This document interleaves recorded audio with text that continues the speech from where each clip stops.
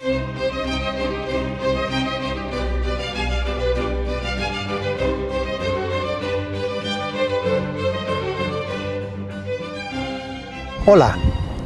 estamos celebrando los 210 años del inicio de la independencia y el próximo año celebraremos el bicentenario de la consumación de nuestra querida independencia. Y es por eso que hoy queremos dar una breve reseña de cómo fue que hicimos este libro para celebrar el bicentenario. Un agradecimiento especial para Rubén Israel Ballín Juárez, para Israel Juárez Flores y su servidor Rubén Ballín Contreras. Es una breve semblanza del recorrido que hizo Miguel Hidalgo desde Dolores hasta Chihuahua. Empezamos. Don Miguel Hidalgo y Costilla, así como lo conocemos como nuestro padre de la patria, realmente fue un hombre que dejó huella, que dejó trascendencia, que dejó un legado para lo que hoy somos. Un hombre audaz, inteligente, muy atrevido, con un carácter fuerte. Pero ¿quién fue Miguel Hidalgo? Miguel Hidalgo, su nombre fue Miguel Gregorio Antonio Ignacio Hidalgo y Costilla, Gallaga Mondarte Villaseñor. Él nació el 8 de mayo de 1753 y murió el 30 de julio de 1811. Lo que vamos a ver van a ser diferentes etapas de cuando él inició como conspirador aquí en Querétaro y después ya en el movimiento insurgente, donde ya no visitó esta bella ciudad. Con toda seguridad hemos escuchado muchos mitos, muchas leyendas, muchas anécdotas de don Miguel Hidalgo. Él fue el segundo de 5 hijos. Sus padres fueron Cristóbal Hidalgo y Ana María Gallaga. Al cumplir 12 años fue enviado a estudiar a lo que hoy conocemos como Morelia. Anteriormente se llamaba Valladolid. Y allí estudió filosofía y fue ordenado sacerdote muy joven. Y después fue rector del mismo seminario donde estudió. Y fue ahí donde fue generando ideas para buscar la independencia de México. Recordemos que un año antes, en el año de 1809, un grupo de conspiradores que fue descubierto en la ciudad de Morelia se dispersó. Y es aquí en el estado de Querétaro donde Miguel Hidalgo, junto con otras personas, empezaron a hacer sus reuniones y tertulias con el fin de planear el movimiento de independencia. Empecemos nuestro recorrido por esta bellísima ciudad de Querétaro. Estamos ahora en la Plaza de los Hombres Ilustres en Querétaro. En este lugar se encuentran los restos de doña Josefa Ortiz de Domínguez. Don Miguel Hidalgo nació en la hacienda de San Diego Corralejo del municipio de Pénjamo en el estado de Guanajuato. Ahí creció sus primeros años. Para iniciar el libro, justamente nos documentamos y nos fuimos a Corralejo. Ahí hay una tequilera muy famosa donde dicen que nació ahí, pero es un mito, ya que según el cronista de Corralejo, don Miguel Hidalgo nació en una hacienda que hoy se encuentra en ruinas y solo está la puerta de lo que era la Casa Grande. Como ustedes pueden ver, hace 50 años, cuando se celebraron los 150 años de la independencia, el sindicato de maestros mandó construir un monumento a don Miguel Hidalgo. La iglesia fue construida por el papá de don Miguel para que ahí reposaran los restos de su esposa. Fue una experiencia maravillosa estar en ese pueblo, en ese lugar donde dio origen a don Miguel Hidalgo. Pasamos por medio de una avioneta, tomando las tomas aéreas durante 3-4 recorridos hasta lograr las mejores tomas. Justamente en esa tequilera de Corralejo, donde tienen un museo de cosas antiguas, nos encontramos con 2 cosas que nos llamaron la atención. Una pintura de don Miguel Hidalgo y 2 tomos de unos libros que mandó hacer en el centenario don Porfirio Díaz. Coincidencias de la vida, muchas de las fotografías que aparecen en este libro son en las mismas tomas que hace 110 años se plasmaron en esos libros. Más de 7,000 fotografías, de las cuales 327 quedaron plasmadas para la historia en el camino de Miguel Hidalgo. Este recorrido lo vamos a dividir en 4 etapas. un año antes de la independencia. La primera etapa, que está plasmada en 3 diferentes mapas, que corre del 13 de septiembre de 1810 en esta ciudad de Querétaro hasta el 8 de octubre de 1810 en la ciudad de Silao. Un segundo mapa que inicia en Valle de Santiago, Guanajuato, el 11 de octubre y concluye el 7 de noviembre en la hacienda de Solís. Y finalmente, el tercer recorrido, que está plasmado en el mapa número 3, que empieza en Valladolid, que hoy es Morelia, del 11 de noviembre y concluye el día 30 de julio de 1811 en la ciudad de Chihuahua. Vamos a iniciar con este recorrido. En el mes de mayo del año 2009, iniciamos este maravilloso proyecto, que incluyó contratación de 2 fotógrafos, alquiler de avioneta y de helicóptero, e iniciar el recorrido. Obviamente, nos allegamos de información acerca de don Miguel Hidalgo y Costilla. Libros, anécdotas, mitos, leyendas. Al inicio encontramos un par de ejemplares en la hacienda del Corralejo. Unos libros que había mandado hacer Porfirio Díaz para conmemorar el centenario de la independencia. Hidalgo, la vida del héroe, escrito por Luis Castillo Lendón, un historiador de la época, y por Gustavo Silva, un fotógrafo. Algunos rasgos y características de don Miguel Hidalgo, así como mitos y leyendas, pues vamos a repasarlos. A la muerte de su mamá a la edad de 12 años, Miguel Hidalgo y su hermano se fueron a estudiar a Valladolid, lo que hoy es Morelia, y allí cursó los estudios de bachiller, filosofía y teología, siendo ordenado muy joven, e incluso lo nombraron rector del seminario. Le apodaban el Zorro por su inteligencia, por su audacia, por su vivacidad, y es por eso que empezó a subir peldaños dentro de la jerarquía eclesiástica. Algunos mitos y leyendas de don Miguel dicen que reconoció a 5 hijos, y esa fue la causa de que lo sacaran del Colegio de San Nicolás y lo mandaran a Colima, a San Felipe Torres Mochas y llegando finalmente a Dolores Hidalgo. Eso sí, era muy responsable, porque a cada esposa o a cada señora le dejaba un centenario para que cubriera el mantenimiento de sus hijos. Don Miguel era muy inteligente. A cada parroquia que llegaba enseñaba diferentes oficios a toda la comunidad. Alfareros, herreros, agricultores, el cultivo de la vid. Y fue así como era muy querido en toda esta zona. Él fue el primer sacerdote que ofició misa en la lengua de los indígenas. Aprendió el náhuatl y el purépecha, con tal de que la gente se compenetrara en la religión católica, en el cristianismo. Su personalidad era muy versátil. Igual se relacionaba con los campesinos, los agricultores, los hacendados, con la gente del pueblo, que con las altas autoridades en cada ciudad, en cada pueblo que él llegaba. Manejaba muy bien todas esas relaciones. Después de salir de Colima, don Miguel fue enviado a San Felipe Torres Mochas, en el estado de Guanajuato. Y ahí estuvo alrededor de 5 o 6 años, y fue donde él fraguó todas las ideas de independencia, influenciado por la Revolución Francesa y por la Ilustración. E incluso en la casa donde él habitó le denominaron la Francia Chiquita. En 1803, al morir su hermano mayor, que estaba en Dolores, Guanajuato, él pide su traslado a esa ciudad.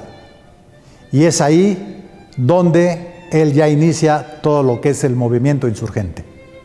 El carisma, la inteligencia, la simpatía de don Miguel Hidalgo recorría todo el Bajío. Continuamente salía a poblaciones, a ciudades, a diferentes eventos. Fue a San Luis Potosí a inaugurar el Santuario de Guadalupe. Estuvo aquí en Querétaro en 1803, invitado por los padres filipenses a bendecir la catedral. Recorría continuamente Guanajuato, Querétaro, San Luis, predicando y propagando el Evangelio y también sembrando la semilla de independencia. Allende y la corregidora, sabiendo de la simpatía que tenía la gente con don Miguel, lo invitan a participar activamente en las conspiraciones, sobre todo aquí en la ciudad de Querétaro.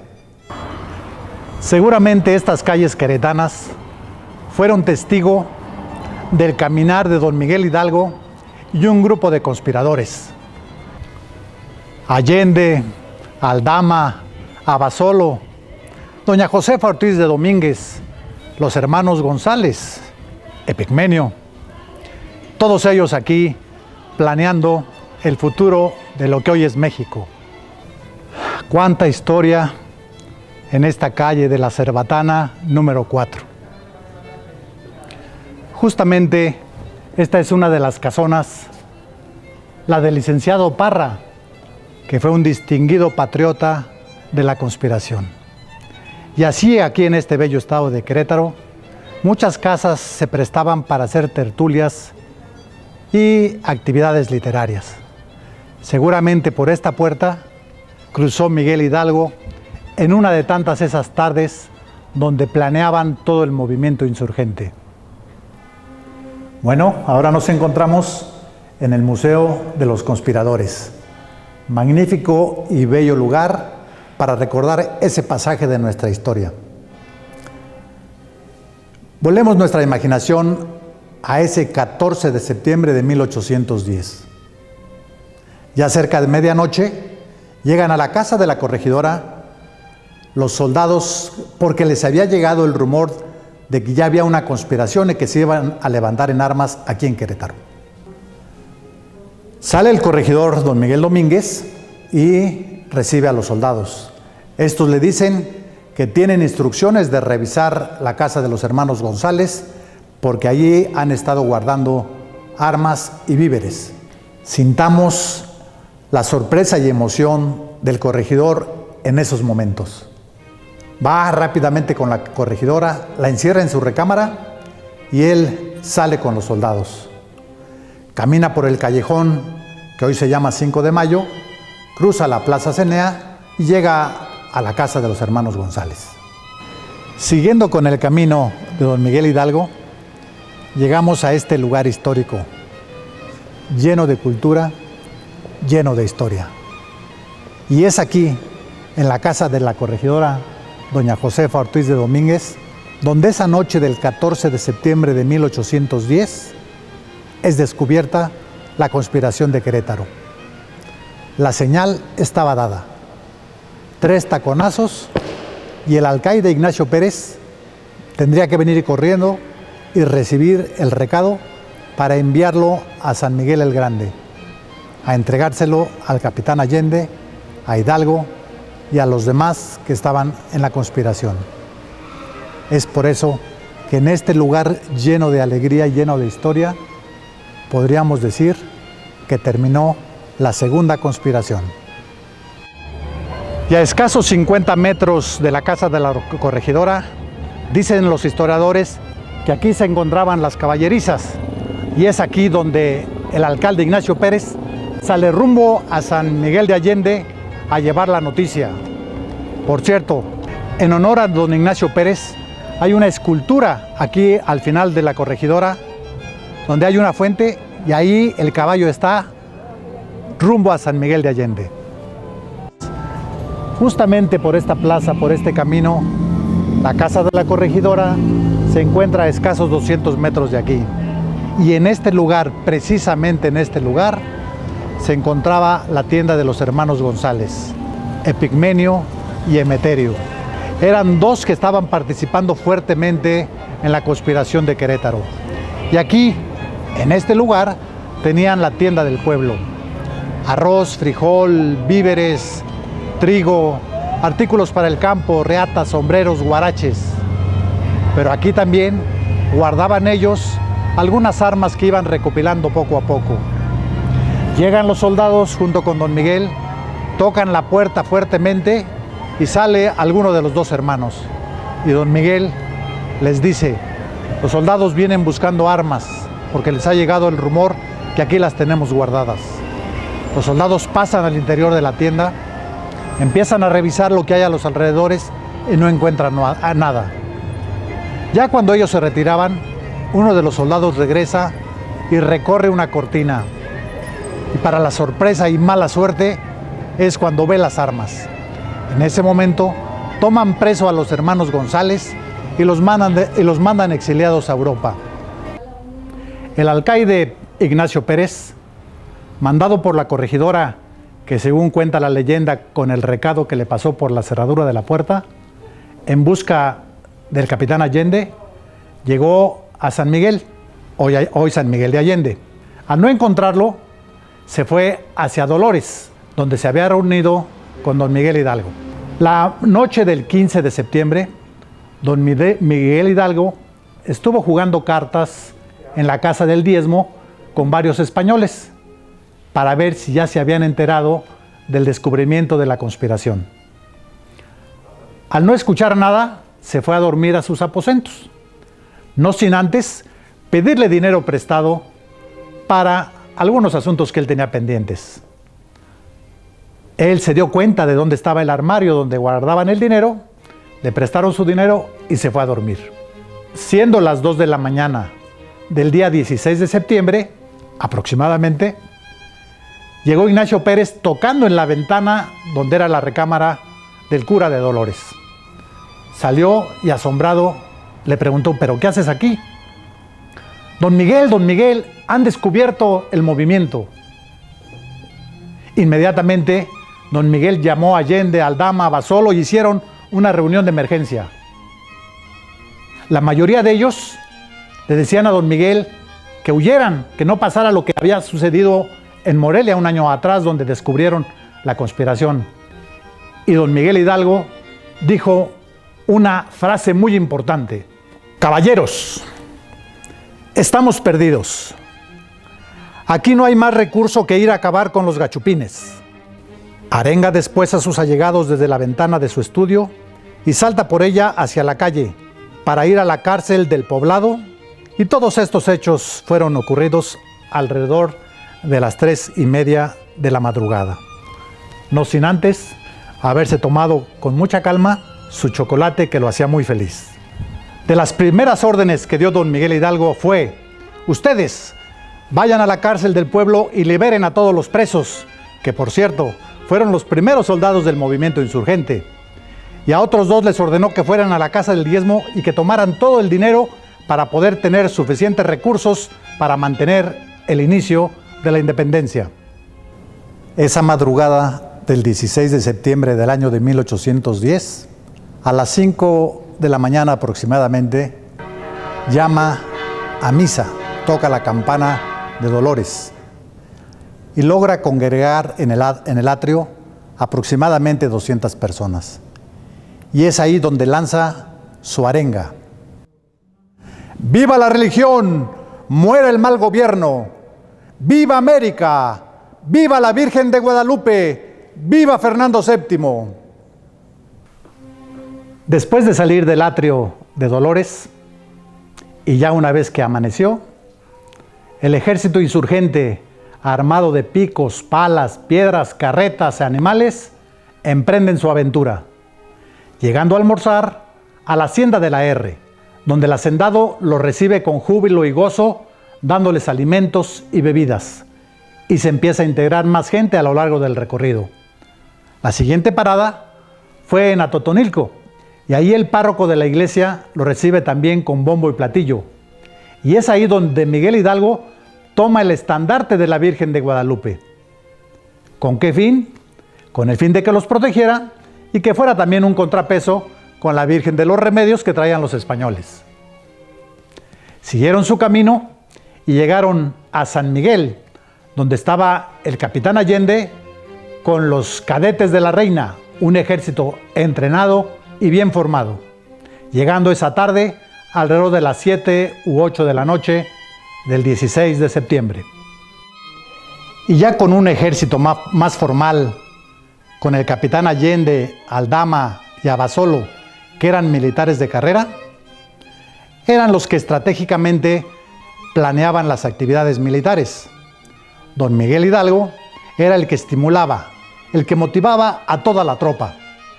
Y así fue como empiezan su recorrido hacia Celaya, donde el objetivo principal era la toma de la Alhóndiga de Granaditas, Y ustedes se preguntarán, ¿pero por qué no se fue de Dolores a Guanajuato, estando tan cerca?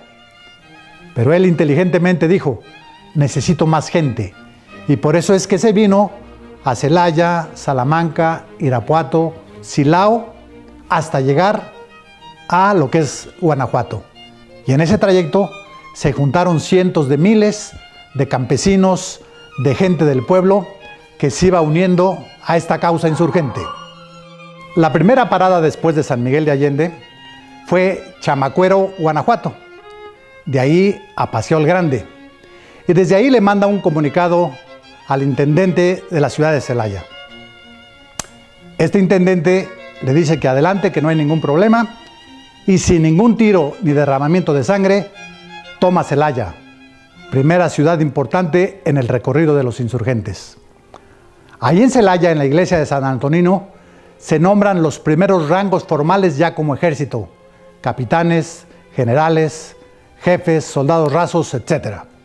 Y de ahí toman su camino hacia Salamanca. Siguen su recorrido a Irapuato y se quedan 2 o 3 días en Silao. Ya en Silao, específicamente desde la Hacienda de las Burras, don Miguel Hidalgo oficia su última misa como sacerdote y de ahí manda la primera carta de intimación al comandante Riaño, que era el que estaba protegiendo la Alhóndiga de Granaditas, en la cual se guardaban los víveres y municiones para defender la colonia. Don Miguel Hidalgo le manda una segunda carta y una tercera. Al no encontrar respuesta, se decide ir a tomar la Alhóndiga de Granaditas. El ejército insurgente llega a la Alhóndiga de Granaditas el 28 de septiembre de 1810. Imagínense esa turba, sangre, muertos, balas, municiones por todos lados. La leyenda del Pípila es esa que nos dice que varias personas, porque no solo fue uno, sino varios, se ponían una piedra en la espalda para protegerse de las balas. ¿Cuántos muertos habrán caído ahí? Horas de lucha intensa. Tomar españoles, matarlos, víveres. Alguien le dice, señor cura, pare a la turba. Y él solo contesta, 300 años de esclavitud no se pueden contener. Y los dejó que hicieran lo que ellos quisieran. Esta fue la primera gran victoria del ejército insurgente. Se armaron de valor, de armas, de víveres y se fueron rumbo a la Ciudad de México. Sigamos con el recorrido de don Miguel Hidalgo. El 11 de octubre, Valle de Santiago. Ese mismo día, en Jaral del Progreso. El 12 de octubre llega a Salvatierra. El 15 de octubre a Cámbaro. Y entra el 17 de octubre a Morelia, lugar donde él había estudiado la carrera de sacerdote. Después de Morelia, se va hacia Charo. Esto ya era para el 20 de octubre. Y aquí ocurre una anécdota muy importante. Entre Charo y Indaparapeo se ven por primera vez Hidalgo y Morelos. Recordemos que Morelos había sido su discípulo en Morelia, cuando él era rector.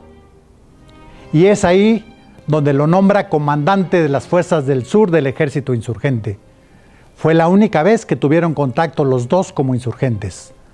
Después de Indaparapeo, sigue su camino a Sinapecuaro, a Cámbaro, Marabatío, Hacienda del Pateo, Hacienda de Tepetongo, Hacienda de la Jordana, Iztlahuaca y llega a Toluca el 28 de octubre. Estando en Toluca, planean la estrategia para la toma de la Ciudad de México. Llegan al río Lerma, que en ese momento tenía mucha afluencia de agua. Hay 3 puentes.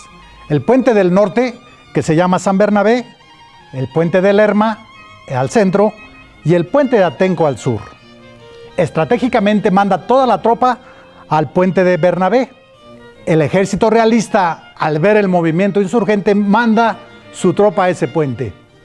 Hidalgo, junto con otros comandantes y generales, se van por el puente del sur y cruzan muy fácilmente hacia la Marquesa. Y una vez que el ejército insurgente cruzó por los 3 puentes del río Lerma, llegaron al Monte de las Cruces. Y aquí la toma de la Ciudad de México. Para que se den una idea, queridos amigos, el Monte de las Cruces está a la altura de la Marquesa. Desde el Monte de las Cruces envió a algunos emisarios hasta lo que hoy es Coajimalpa. Y ahí, desde Coajimalpa, fueron hasta la Ciudad de México a dar un aviso de que ya estaba la tropa insurgente con miles de hombres esperando la toma. Regresaron los hombres y Miguel Hidalgo tomó una decisión trascendental para el movimiento insurgente. No vamos a tomar la Ciudad de México. Allende, Aldama, Abasolo y todos los demás dijeron, pero ¿cómo? Si ya estamos muy cerca. Ya tomamos Guanajuato, ya tenemos Morelia, ya tenemos muchos a favor de nosotros. Nadie supo por qué don Miguel no quiso entrar a la Ciudad de México. Hay varias leyendas al respecto de por qué el cura de Dolores no se atrevió a tomar la Ciudad de México.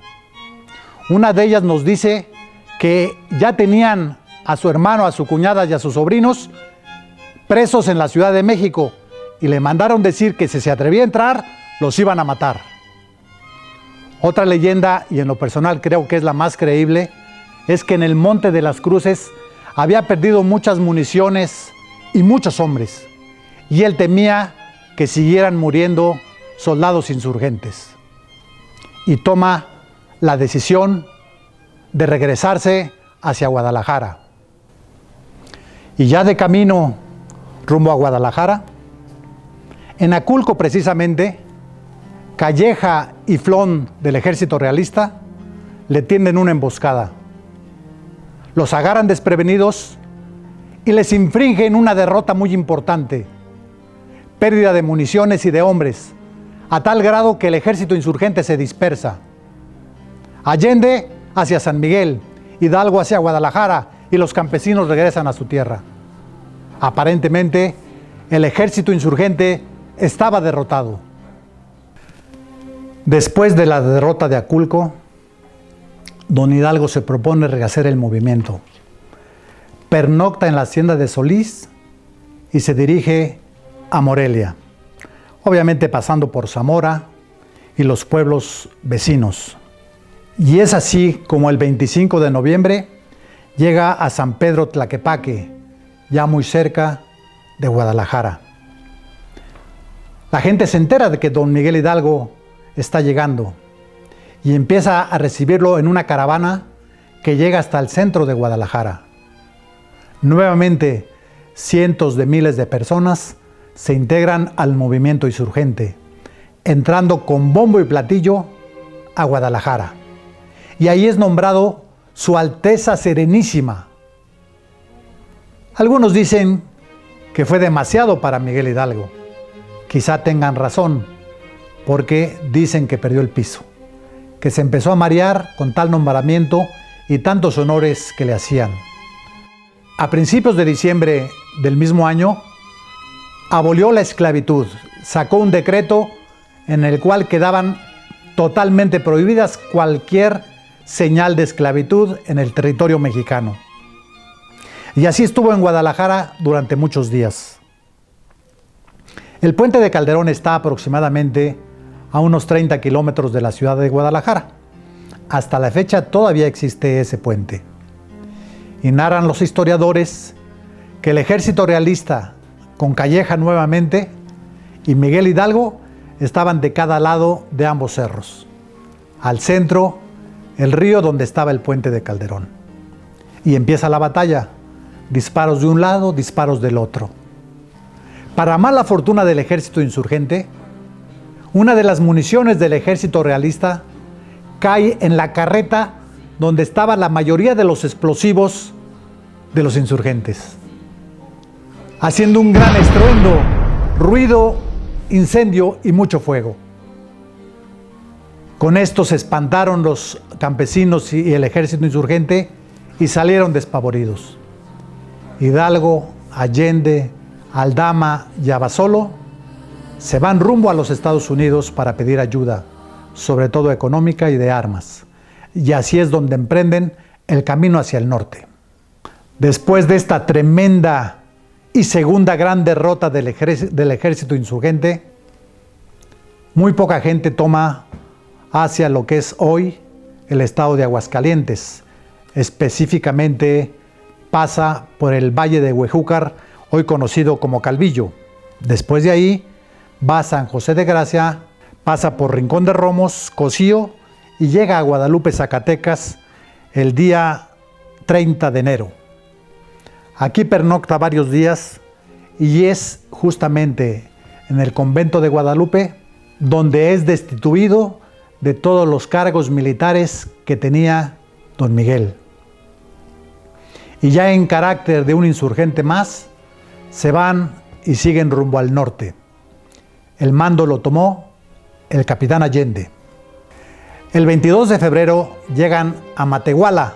Esto ya está en lo que hoy es San Luis Potosí. Después de Matehuala, llegan a Saltillo, Coahuila, el 1 de marzo. Imagínense la caravana, carretas, animales, lentamente, caminando por esa zona semidesértica. Llegan a Catita del Baján el 21 de marzo de 1811, cansados, sin víveres, sin agua, y es ahí donde surge el capitán Elizondo, un traidor para el movimiento insurgente. Él les tiende una trampa, les ofrece ayuda, agua y víveres, y se encuentran en Acatita del Baján. Y va llegando uno a uno. De los primeros que llegaron fue el capitán Allende. Y así llegaron a Aldama, a Basolo y al final el cura de Dolores. Y son tomados presos y para no acercarlos al centro, los alejan hasta Chihuahua. Un largo caminar de varios días con sus noches por esa zona semidesértica. Llegando a Chihuahua el 23 de abril, casi un mes de travesía. Imagínense el desgaste físico y emocional de todos esos insurgentes. Ya presos, van fusilando uno a todos los iniciadores del movimiento insurgente.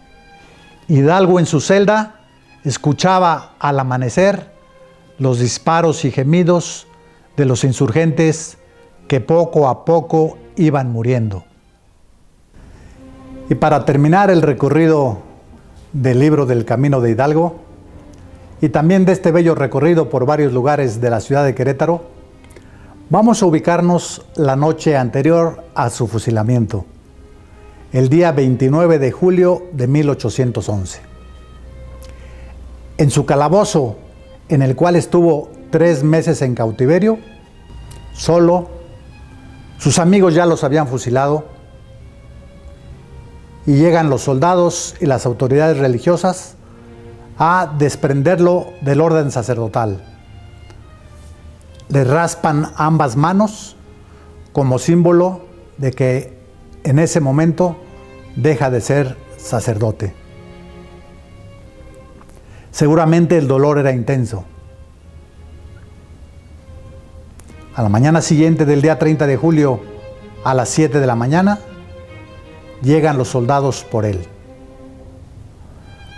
Lo sacan al lugar del fusilamiento, lo colocan al frente del pelotón y él todavía tiene el detalle de regalar los chocolates que le habían llevado a cada uno de los soldados.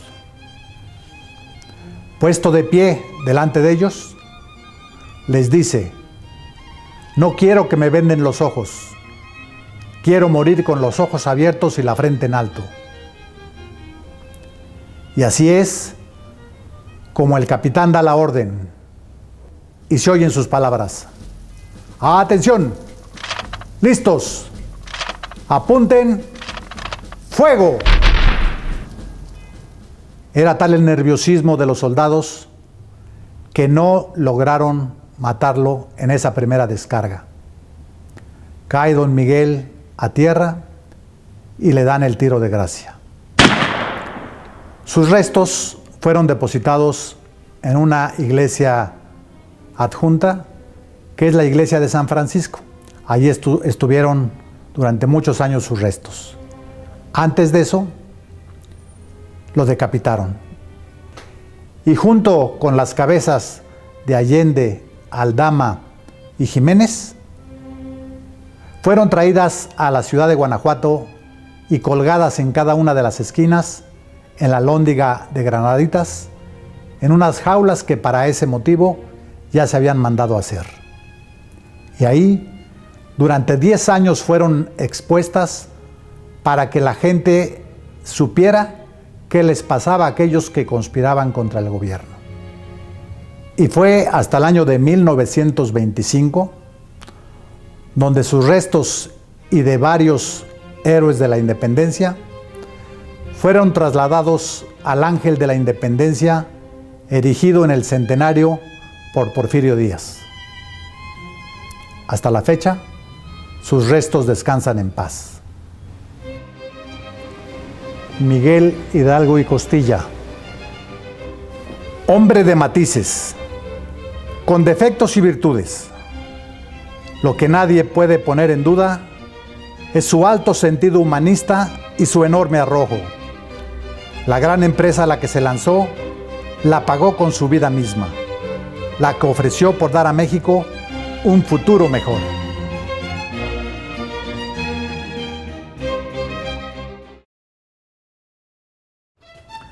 Deseo dar las gracias al Museo de la Restauración y al Museo de los Conspiradores por la realización de este breve homenaje a don Miguel Hidalgo y Costilla.